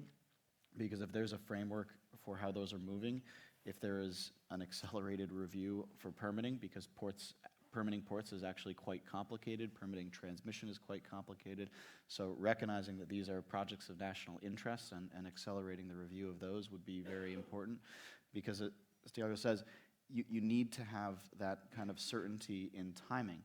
And then you sort of want the price auction to take place as close as possible to when the project is ready to be built, because then, and you need to commit to the amount of volume you're going to procure, no matter what that price is going to be, because that gives people, you're using the market to get price discovery, right? You're using the market to find the most competitive price for the ratepayers, but at the same time, you're allowing people to invest in the development and the maturation of their projects, because they know that on the other side of that, the lowest price that is bidding into this tender is going to win.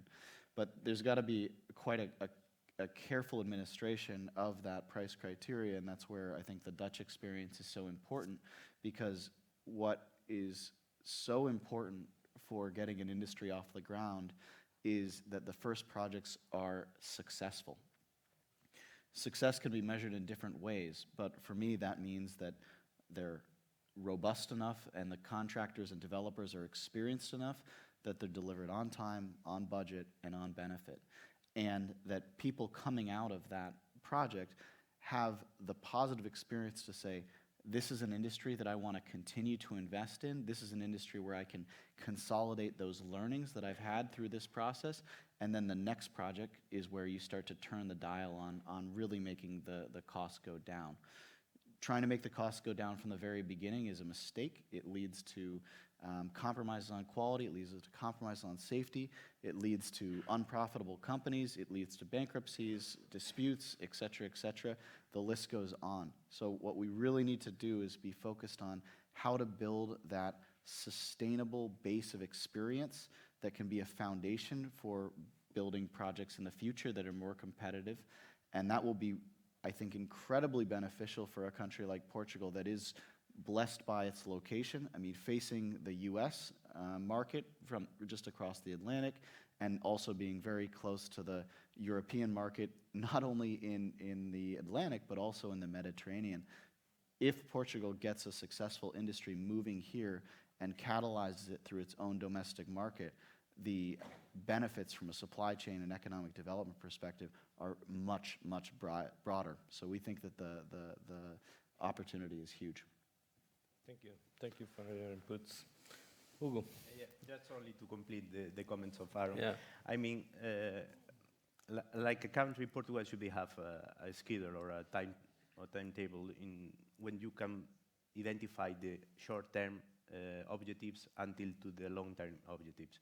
I mean, if we start with the 2 gigawatts, of course, we have the idea to industrialize Portugal, but sometimes it's not possible to industrialize 100%. Even today, in industries around the world, it's quite impossible, because to construct a project 0 to 100 in a country alone, it's impossible. But maybe in Portugal, like a first step, we should be moved for a model like in Lithuanian model, a criteria of cost, like for industrialization, 3% of capex, 4% of capex. The regulation plus this schedule should be allow us to identify the long-term investments and to achieve the correct way for the industry. If we push that much in the first step, we have the risk to lose everything. But if we push a little bit in each step of the stairs, we can achieve a good performance for the Portuguese market and to achieve a good projects for the short-term period and long-term period. Okay. Thank you very much for your opinion. Well, I would like to open now to the Q&A to the audience. If you have any questions to the panel, go ahead. Take this opportunity because we have 4 specialists on the wind offshore. The microphone is there. Thank you. I would like to thank the guest speakers for sharing their insights on developing offshore industry, and particularly in Portugal. So many guest speakers stressed the importance of supply chain, and my question is, how competitive are European and local Portuguese supply chain providers from the international perspective? We know that there are other strong market competitors like China and other Asian countries. And if you also can comment on what are the challenges as well as incentives for local Portuguese supply chain providers and as well as European providers of services and technologies. Thank you. Thank you for your questions. Would like to answer? Aaron? Yeah, I can start with the first part, which is the overall competitiveness of the supply chain internationally. And I mean, I think that we're involved in projects all around the world, and we are both with customers and ourselves engaging directly with suppliers to understand the cost and availability of capacity to have floating platforms, mooring system, installation, et cetera. And it is true that there is a global shortage of suppliers for this sort of activity, and also that there are many people that are looking at different opportunities to invest. I think the main difference, it's not one of economic competitiveness here in Portugal, because I'm confident that if the facilities are built here, that they will be competitive. Friend Ricardo Morgado from Renewables, who used to be with ASM Capital, was sharing with me yesterday that the CS Wind facility is now producing towers and sending them over the sea to the US market, where they're being installed at the Vineyard project. So that I think is proof that, you know, Portuguese factories can export competitively around the world these components. But the big difference from a floating wind perspective, and yeah, we have Lankhorst as well, that is up in the north of Portugal and supplying components all around the world. So there's plenty of examples of good competitive Portuguese suppliers. The difference is that because Asia has really invested in their shipbuilding capacity, you know, first in Japan, then in Korea, then in China, you have facilities that are just enormous. I was visiting a shipyard in Japan that is 1 million square meters. I mean, it was you could have fit Leemhuis inside one of their workshops, basically. No offense to Leemhuis, but I was blown away, right? And that's really, you know, the scale of investment you need for these facilities is to identify areas that can support that scale of industrial development. And then if you have the policy that makes people confident, first, that the Portuguese market is going to move, and second, that they're going to have the support from the government in terms of the public investment in the long-term infrastructure, the right sort of leasing models to actually be congruent with the type of development, the type of revenue, the type of income that you're going to have from these facilities, then I feel suppliers will come here and naturally choose to focus here, because Portugal does have a very strong industrial base. I'm really not seeing that there are good outcomes that happen internationally when governments put a certain percentage of local content that is a requirement in different tenders or bids. That sort of like negative incentive tends to build suppliers that are actually not competitive internationally. And Taiwan is a really good example of a market where the government has been very restrictive about their local content, but where their suppliers, the second those restrictions are removed, those suppliers will disappear because they're just not competitive internationally. They haven't been subject to the real price levels. Maybe somebody else can comment on the incentives available to suppliers or something here. Thank you. Well, may I just a few words in order to highlight that, as I mentioned in my intervention, that exists, in fact, as Aaron mentioned, experience in Portugal. Exists industry, and exists some international reference in Portugal, companies that work for worldwide and international level in offshore market. The question is that we don't have yet the dimension that the other countries have. And this, what I think it is an opportunity for Portugal in order to collaborate with different companies to obtain the knowledge and create here in Portugal the proper industry to support this sector. So mainly is a huge opportunity for a country like Portugal, and we need to try to win on this opportunity. So this is my main comment.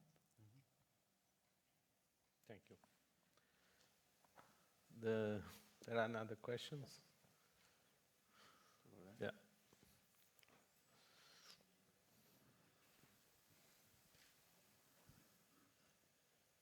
Thank you. I was just wondering whether, you get a sense whether the policymakers here in Portugal are focused in the way that they're trying to set up the process, that they are focused on price and LCOE, and whether they really understand what drives that, or whether they're focused on being an early mover and setting up the industry. Because, I mean, clearly, it's going to be challenging to reach some of the LCOE levels that have been achieved already in the sector, given where we are, cost of finance today, mid-ocean conditions here off Portugal, and clearly there's going to be some factors that are going to drive maybe higher costs than what we've seen in some of the other well-established markets in the early stages at least. And do you think the policymakers understand that, and are they willing to support that, to become an early mover and actually create an industry, as you've been discussing? Who is able to answer? Good question. In my perspective, I think so. That the policymakers understand that for this market exist and be a reality, need to be supported. And this is a new market. And for so, we need to follow the proper examples or the right examples that exist in other countries. And we need to learn with that. And I think the policymakers understand that and are doing their part of their responsibility in order to create the right models in order that this be a reality, as Aaron mentioned, in a sustainable way. I think so.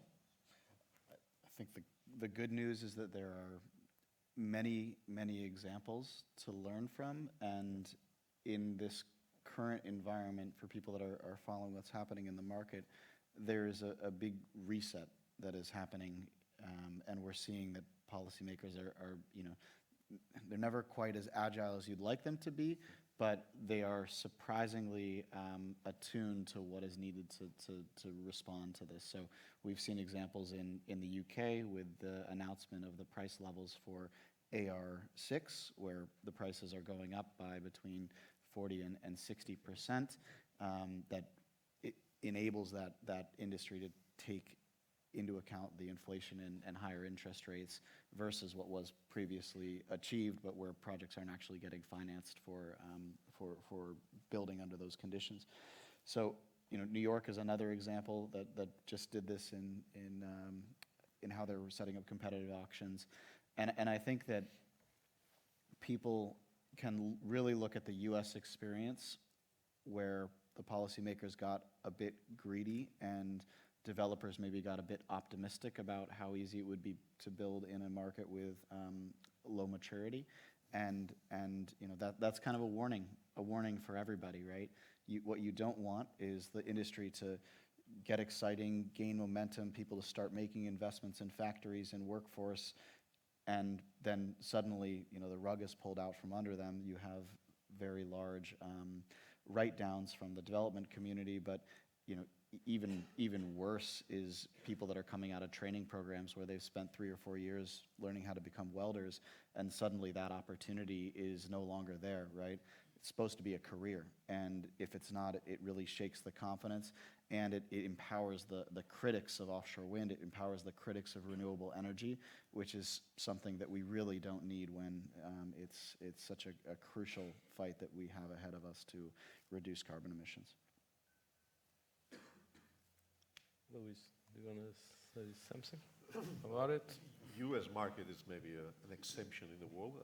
We as a vessel owner company, we have our challenges working in U.S. Last summer, we started the installation of the Sunrise project for Ørsted. And the way the project is, civil engineer to try to maximize the productivity and minimize the cost, but we are forced to shift monopiles from Europe to Canada, store it there as a Marshall import, and then transfer from Canada to US to bypass the Jones Act. So you see that policy makers had a big influence in the cost of project development. I imagine. Which for us is very good. A lot of vessels utilization, no problem. Okay. So, from my point, the policymakers are not now in a good moment, not in Portugal, but in general, because you have the macro weather from the offshore market outside of Europe, and then you have also the problems in Europe, plus the macro environment of Portugal. With the real specific conditions of the Portuguese market, you are trying to define the feed-in tariff, you are trying to define the industrialization, you are trying to define a lot of objectives, and they are sometimes pushing, or they are trying to be partial in a fight when you have the realistic things and the unrealistic things. So in this moment it's quite difficult. We will see in the next months if they have some updates on this, and we go with in a more directly way to the next steps in the offshore wind in the Portuguese market. Thank you. Thank you. There are any other questions? Yes, please.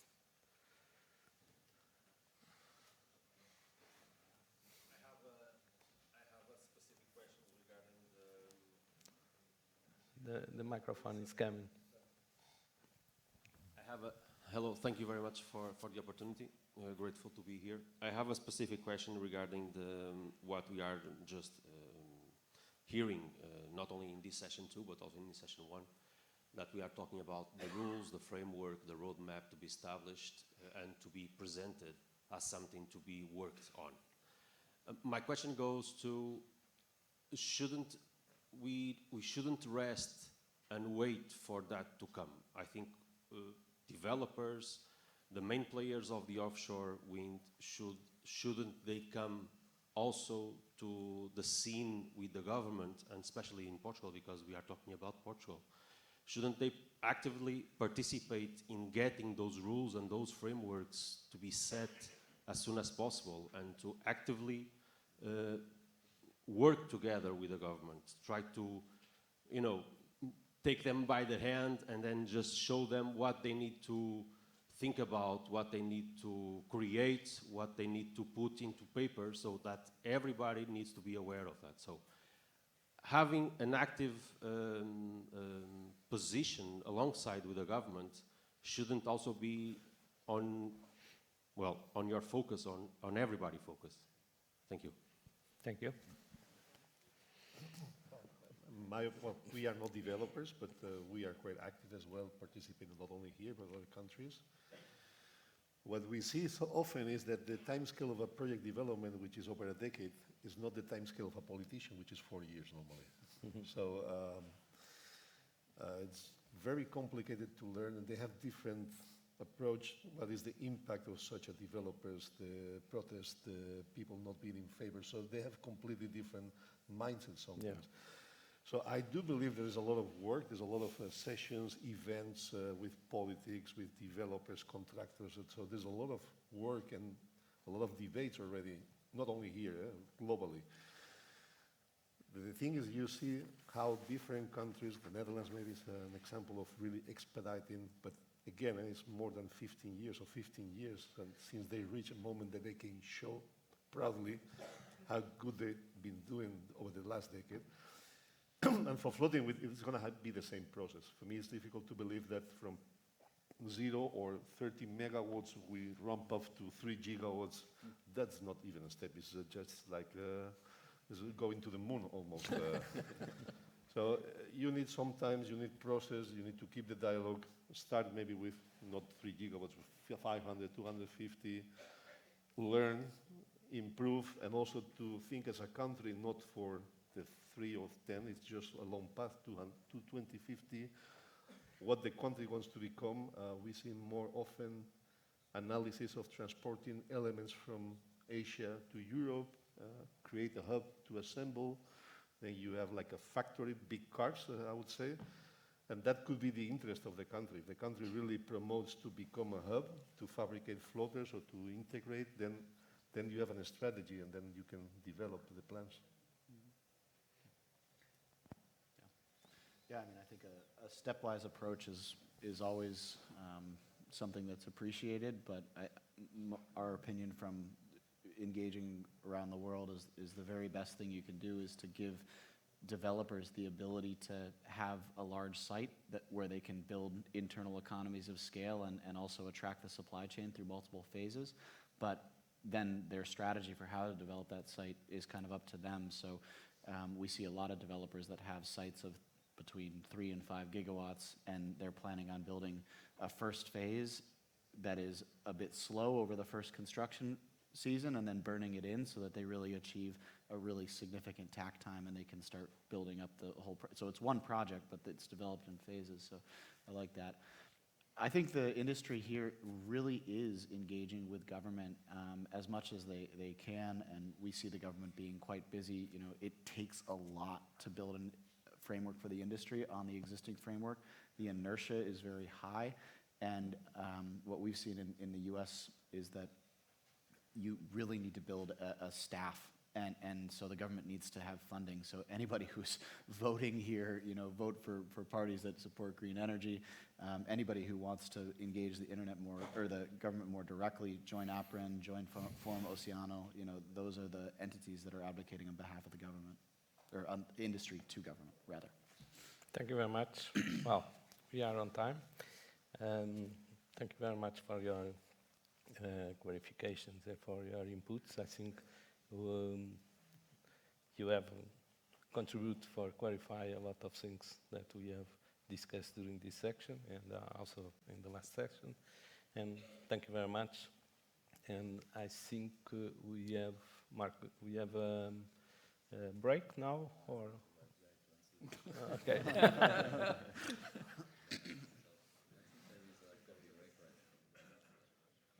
I don't know if we move for the third section or if there are any break now. Thank you for okay. this panel. Thank you very much.